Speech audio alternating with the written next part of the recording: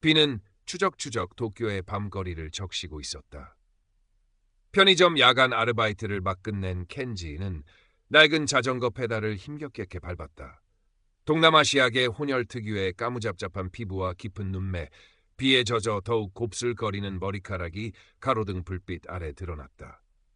그의 공허한 눈빛과 축 처진 어깨는 고단한 삶의 무게를 고스란히 보여주는 듯했다. 시부야의 화려한 네온사인 불빛이 멀리 보이는 것과는 대조적으로 그가 향하는 곳은 도심 한 구석, 낡고 허름한 아파트 단지였다. 단칸방은 창밖의 화려한 도시 불빛과 극명한 대조를 이루며 어둡고 스산했다. 방 한가운데 놓인 낡은 책상 위 컴퓨터 모니터만이 푸른빛을 발하고 있었다. 화면에는 복잡한 코드들과 함께 검은 까마귀 형상의 아이콘 카라스가 떠 있었다. 마침 뉴스 속보 자막이 흘렀다. 익명의 고발자 카라스, 또다시 대기업 불법 폐기물 무단 방류 사건 폭로. 켄지의 마른 입술에 희미한 미소가 스쳤다 사라졌다. 그의 현실과 카라스로서의 활약은 그렇게 위태로운 선 위에서 교차하고 있었다. 그는 사회 밑바닥에서 하루하루를 연명하는 청년이자 동시에 거대한 악에 맞서 싸우는 익명의 고발자였다. 며칠 후 켄지는 또 다른 배달 아르바이트를 마치고 평소와 다른 길로 접어들었다. 도쿄에서도 손꼽히는 고급 주택가가 늘어선 세타가야의 한적한 골목이었다. 어둠이 짙게 깔린 그곳에서 순찰 중이던 야마모토 타케시, 경부와 그의 부하 경찰에게 붙잡힌 것은 순식간의 일이었다. 야마모토는 잘 다려진 제복에 값비싼 시계를 찬 전형적인 관료의 모습이었다. 그는 켄지의 허름한 행색과 더듬거리는 듯한 일본어, 사실 켄지는 일부러 어눌하게 대꾸하고 있었다를 보자마자 노골적인 경멸감을 드러내며 모욕적인 언사를 퍼부었다. 이 시간에 이런 곳에서 어슬렁거리는 놈들은 뻔하지. 신분증. 야마모토의 목소리에는 처음부터 편견이 가득했다. 때마침 그 근방 고급 주택에서 빈집털이 사건이 발생했다는 무전이 울렸다. 야마모토의 눈이 번뜩였다. 그는 다른 용의 정황은 애써 무시한 채 단지 그 시간에 그곳을 지나던 켄지를 유력 용의자로 몰아갔다. 내 놈이 범인이지? 딱 보아하니 외국인 노동자 같은데 이런 놈들이 꼭 사고를 친단 말이야. 켄지는 침착하게 결백을 주장했다. 저는 아무 짓도 하지 않았습니다. 그냥 지나가던 길입니다. 하지만 야마모토는 그의 말을 들은 척도 하지 않았다. 닥쳐! 내 놈 같은 외국인들은 늘 거짓말이지. 얌전히 따라와. 야마모토는 켄지의 팔을 거칠게 비틀며 강압적으로 연행했다. 켄지의 눈빛이 차갑게 가라앉았다. 이것은 명백한 표적 수사이자 부당한 폭력이었다. 경찰서 취조실은 차갑고 건조한 공기로 가득했다. 야마모토는 켄지의 낡은 노트북에서 암호화된 파일들을 발견하자 실은 카라스 활동 자료들이었다. 의기양양한 표정을 지었다. 이런 건 보통 놈들이 다루는 게 아니지. 내 놈, 뒤가 구린 게 한두 가지가 아니겠어. 전문적인 불법 해킹 조직원인가? 그는 이번 기회에 골치 아픈 미제 사건들까지 켄지에게 덮어씌워 자신의 실적을 올릴 요량이었다. 그는 부하 경찰에게 눈짓하며 증거 조작을 암시했다. 이놈은 아주 질이 나쁜 놈이야. 꼼꼼하게 조사해서 다시는 사회에 발 못 붙이게 만들어. 켄지는 유치장에 갇혔다. 싸늘한 철창, 시멘트 바닥에 냉기가 온몸으로 스며들었다. 절망감이 파도처럼 밀려왔지만 그의 눈빛은 절망 대신 차가운 분노로 이글거렸다. 그는 이 부당함에 순순히 무릎 꿇을 생각이 없었다. 자신의 방식으로, 카라스의 방식으로 싸우리라 다짐했다. 다음 날 켄지에게 국선 변호사로 사턴 스베테 초반가 배정되었다. 단정한 정장 차림에 지적인 안경을 쓴 그녀는 정의롭고 영리해 보였지만 어딘가 지쳐 보이는 인상도 풍겼다. 처음 유이는 경찰 기록만 보고 켄지를 또 한 명의 외국인 범죄자로 치부하려 했다. 하지만 면담을 통해 켄지의 침착함과 논리적인 상황 설명, 그리고 무엇보다 그의 눈빛에서 느껴지는 강한 결백의 의지를 보고 사건 기록을 꼼꼼히 재검토하기 시작했다. 야마모토의 수사 과정에서 석연치 않은 점들이 하나둘씩 발견되었다. 증거라고 제출된 CCTV 영상은 편집된 흔적이 역력했고 목격자 진술은 오락가락했다. 유이의 미간에 깊은 주름이 패였다. 켄지는 유이에게 직접적인 단서를 주지 않았다. 대신 면담 중 무심한 듯 의미심장한 말들을 흘렸다. 야마모토 경부 같은 사람은 약점이 없을까요? 예를 들어 예전에 상행견자야 뒷골목에서 시끄러웠던 어떤 가게처럼 말입니다. 혹은 이렇게 중얼거리기도 했다. 요즘은 뭐든 검색하면 다 나온다던데 특히 밤에 까마귀가 남긴 흔적 같은 건 찾기 어렵겠죠. 그런 게 있다면 말입니다. 그는 유이가 스스로 진실을 찾아낼 능력이 있음을 믿었고 카라스로서의 정체를 드러내지 않으면서도 정보를 전달하는 고도의 심리전을 펼쳤다. 자신의 무죄를 입증하는 동시에 야마모토의 부패를 만천하에 드러낼 기회이기도 했다. 유이는 켄지의 말을 곱씹으며 반신반의 속에 조사를 시작했다. 처음에는 켄지의 말을 허황된 것으로 여겼지만 그의 절박하면서도 확신에 찬 눈빛이 뇌리에서 떠나지 않았다. 켄지가 언급한 산겐자야의 가게나 밤의 까마귀 같은 키워드를 중심으로 인터넷을 검색하고 과거 사건 파일들을 뒤지기 시작했다. 그러던 중 특정 다크웹 포럼에서 카라스라는 익명의 유저가 과거의 야마모토 경부의 비리, 특정 유흥업소와의 유착, 부하 직원에 대한 갑질 등을 암시하는 글과 함께 암호화된 자료를 올렸던 흔적을 발견했다.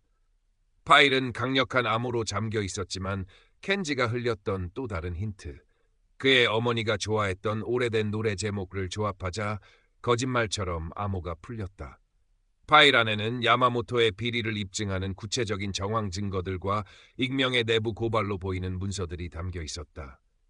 유이는 충격과 함께 온몸에 소름이 돋는 것을 느꼈다. 켄지는 단순한 절도 용의자가 아니었다. 이 사건은 그보다 훨씬 더 거대한 무언가와 연결되어 있을지도 몰랐다. 유이는 이 사건이 단순 절도가 아님을 확신하고 켄지의 무죄를 입증하기 위해 모든 것을 걸기로 결심했다. 유이가 야마모토의 과거를 파헤치기 시작하자 야마모토는 이를 즉각 감지하고 유이에게 직간접적인 압력을 행사하기 시작했다. 그녀의 작은 사무실에는 협박성 익명 편지가 배달되었고 심지어 경찰 상부로부터 사건에서 손을 떼라는 회유 섞인 전화까지 걸려왔다. 야마모토는 켄지에게 불리한 여론을 조성하기 위해 지역 신문 기자에게 왜곡된 정보를 흘리기도 했다. 흉악한 외국인 해커, 사회 안전 위협 같은 자극적인 제목의 기사가 나기도 했다. 유이는 잠시 위축되었지만 오히려 이런 부당한 압력은 그녀의 투지를 더욱 불태웠다. 그녀는 켄지의 눈빛에서 보았던 진실의 힘을 믿었다. 유이는 카라스가 남긴 단서들을 바탕으로 과거 야마모토의 비리 피해자들을 어렵게 찾아내 증언을 확보하기 시작했다. 야마모토의 갑질에 직장을 잃은 전직 경찰관, 그의 협박에 못 이겨 뇌물을 건넸던 영세 자영업자 등 그들의 증언은 하나같이 야마모토의 추악한 민낯을 가리키고 있었다. 또한 유이는 디지털 포렌식 전문가인 대학 동기의 도움을 받아 야마모토의 추가적인 불법 행위, 차명 계좌를 통한 불법 자금 수수, 증거 조작 정황이 담긴 내부 통신 기록 등에 대한 결정적인 디지털 증거들을 하나씩 확보해 나갔다. 켄지는 유치장 안에서 유이가 보내오는 작은 신호들, 면회 시 그녀의 옷차림 색깔이나 특정 단어 사용 등 미리 약속된 암호를 통해 상황을 파악하며 보이지 않는 곳에서 그녀를 도왔다. 그는 유이에게 필요한 특정 해킹 툴의 사용법이나 야마모토 측이 사용할 만한 보안 시스템의 취약점 정보를 적은 쪽지를 교묘하게 전달하기도 했다. 마치 체스판 위에서 보이지 않는 수를 두는 것처럼 켄지는 카라스로서 유이를 지원하고 있었다. 재판 당일, 도쿄지방재판소 법정은 방청객들로 가득 찼다. 거마모토의 영향력 하에 있는 켄지를 상습 절도범이자 사회를 혼란에 빠뜨리는 위험한 사이버 테러리스트로 묘사하며 교묘하게 조작된 증거들을 자신만하게 제시했다. 야마모토는 증인석에 앉아 켄지를 경멸하는 표정으로 바라보며 켄지가 처음부터 반항적이었고 증거인멸을 시도했다고 뻔뻔하게 위증했다. 그의 목소리에는 일말의 망설임도 없었다. 저런 놈은 사회에서 영원히 격리해야 합니다.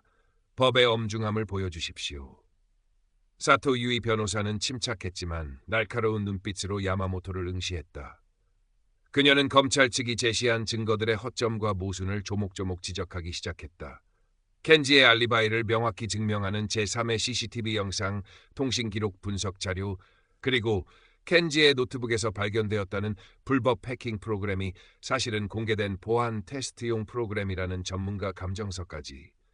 유이의 논리적이고 빈틈없는 변론에 법정의 분위기는 서서히 반전되기 시작했다. 야마모토의 얼굴에 초조한 기색이 스쳤다. 그리고 마침내 결정적인 순간이 왔다. 유이는 재판부를 향해 단호한 목소리로 말했다. 지금부터 제출할 증거는 정의로운 익명의 제보자 스스로를 카라스라 칭하는 이로부터 입수한 자료입니다. 법정은 순간 정적에 휩싸였다. 유이가 재생 버튼을 누르자 대형 스크린에는 충격적인 영상과 음성 파일이 흘러나오기 시작했다. 영상에는 야마모토가 부하 경찰에게 이번 켄지 사건의 증거 조작을 구체적으로 지시하는 장면이 고스란히 담겨 있었다. 그 외국인 놈 확실하게 엮어. 노트북에서 뭐라도 찾아내. 없으면 만들어서라도. 그의 냉혹한 목소리가 법정 안에 울려 퍼졌다. 다음 영상에서는 야마모토가 과거 다른 사건에서 유흥업소 사장으로부터 뇌물을 수수하며 이 정도는 윗선도 다 아는 관행이야. 서로 좋은 게 좋은 거지.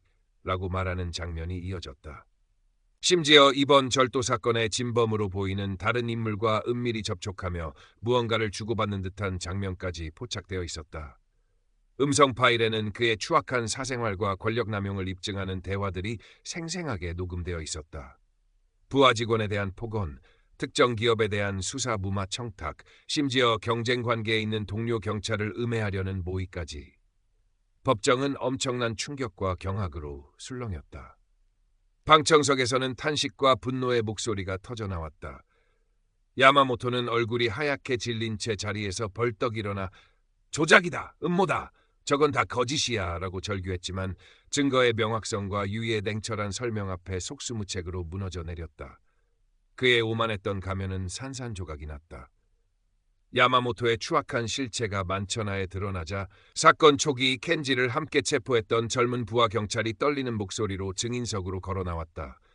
그는 양심과 조직 사이에서 오랫동안 갈등했던 듯 창백한 얼굴로 깊은 숨을 내쉬었다. 그리고 마침내 입을 열었다. 모두 사실입니다. 야마모토 경부님은 켄지 씨에게 누명을 씌우라고 지시하셨습니다. 노트북 증거도 조작된 것입니다. 저도 그 지시에 따랐습니다. 죄송합니다. 그의 떨리는 목소리는 야마모토에게 치명타를 날렸다.